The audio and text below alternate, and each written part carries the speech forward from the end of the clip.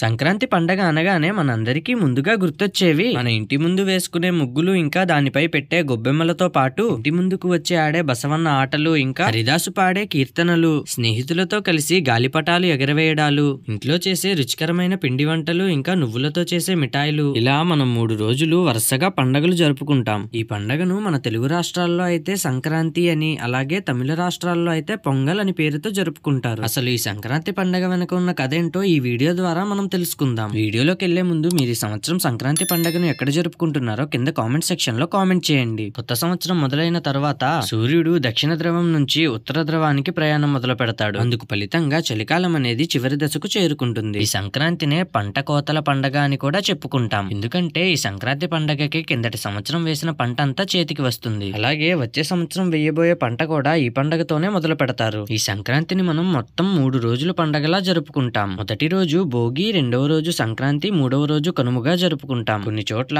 4వ రోజుని ముక్కనుమగా జరుపుకుంటారు.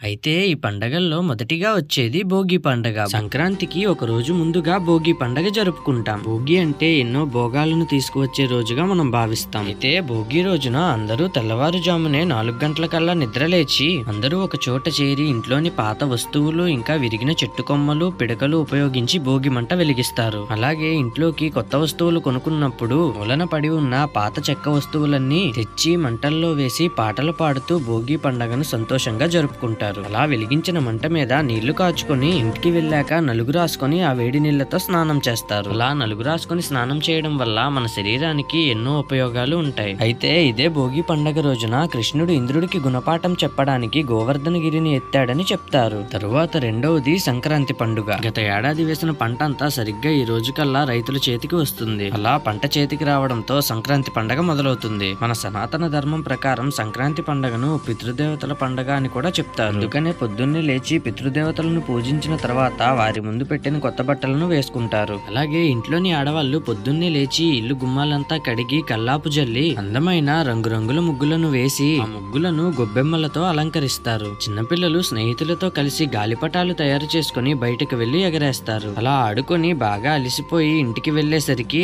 అమ్మ మన కోసం చేసిన పిండి వంటలు, ఇంకా నువ్వులతో చేసిన ఎన్నో రకరకాలైన మిఠాయిలను తెచ్చిపెడుతుంది. సంక్రాంతిలో ఇంకొక అద్భుతమైన విషయం, గంగిరెద్దులను ఆడించేవాళ్ళు. బాగా అలంకరించిన ఎద్దును ఇంటింటికి తిప్పుతూ డోలు, సన్నాయి రాగాలు మోగిస్తూ వాటితో చేయించే నృత్యాలు చూడడానికి ఎంతో అద్భుతంగా ఉంటాయి. అంతేకాకుండా మనం ఇచ్చే కానుకలను అది స్వీకరిస్తూ మోకాళ్ళ మీద వంగి అది దండం పెట్టి కృతజ్ఞత చెప్పే విధానం చూడడానికి ఎంతో ముద్దుగా అనిపిస్తుంది. తరువాత హరిలో రంగహరి అంటూ హరిదాసు పాడే కీర్తనలు, భుజం మీద వీణ తగిలించుకొని చేతిలో చిడతలు వాయిస్తూ హరిలో రంగహరి అంటూ కీర్తనలు పాడుతూ వీధి వీధి తిరుగుతూ చివరిగా మన ఇంటి వద్దకు వస్తారు. ఆయన కీర్తనలను మెచ్చుకొని మన ఇంట్లోని వారంతా ధాన్యం లేదా బియ్యం లాంటివి అతని తలపై ఉన్న రాగి అక్షయ పాత్ర లాంటి గిన్నెలో బహుమతిగా వేస్తారు. అంతేకాకుండా ఈ సంక్రాంతి రోజున పల్లెటూరుల్లో కోడి పందాలు ఎక్కువగా జరుగుతుంటాయి. ఇంకా ఆడవాళ్లకు ముగ్గుల పోటీలు పెట్టి అందులో గెలిచిన వారికి ఎన్నో బహుమతులను కూడా ఇస్తారు. అలా నెల రోజుల పాటు ఇంటి ముందు వేసే ముగ్గులలో చివరిగా రథం ముగ్గు వేస్తారు. అలాగే మగవాళ్ళు కబడ్డీ, ఇంకా జల్లికట్టు లాంటి పోటీలలో ఆసక్తిగా పాల్గొంటారు. ఈ సమయంలోనే మామిడి చెట్లకు చిన్నగా మామిడికాయలు కాయడం మొదలవుతుంది. అందుకనే ఇంటి గుమ్మం ముందున మామిడాకులకు బదులుగా బంతిపూల దండలతో అలంకరిస్తారు. సంక్రాంతి అంటే అన్నిటికన్నా ముఖ్యమైనది కల్లగూర. మీలో ఎంతమందికి ఈ కల్లగూర అంటే ఇష్టమో కింద కామెంట్ చేయండి. నాకైతే అస్సలు నచ్చదు. ఇంట్లో ఉన్న కూరగాయలన్నీ కలిపి ఈ కల్లగూరని వండి అన్నంతో కలుపుకొని తింటారు. అలా సంక్రాంతి పండగ పూర్తవుతుంది. ఇంక చివరిగా మూడవది వచ్చేసరికి కనుమ పండగ. భోగి ఇంకా సంక్రాంతి పూర్తయిన తర్వాత కనుమ పండగ మొదలవుతుంది. కనుమ అనేది పశువుల పండగ. ఈ పండగను పశువులకు కృతజ్ఞతగా మనం జరుపుకుంటాం. ఎందుకంటే ఈ పశువుల వల్లే మనం రోజు వాడే పాలు, పెరుగు, నెయ్యి లాంటివి దొరుకుతున్నాయి. అంతేకాకుండా వ్యవసాయ రంగంలో మనుషులు చేయలేని ఎన్నో పనులు ఈ పశువుల సహాయంతో చేస్తారు. మన సనాతన ధర్మం ప్రకారం పశువులను పూజించడం అన్నది మన ఆచారం. అందులోని భాగంగానే ఈ కనుమ పండగ రోజు నాడు పశువుల శాలంతా శుభ్రం చేసి అక్కడున్న పశువులన్నిటినీ చెరువుకి తీసుకువెళ్లి శుభ్రంగా కడిగి స్నానం చేయిస్తారు. తర్వాత వాటి కొమ్ములకు పసుపు రాసి ఒళ్ళంతా అలంకరించి పూజిస్తారు. అంతేకాకుండా కనుమ రోజున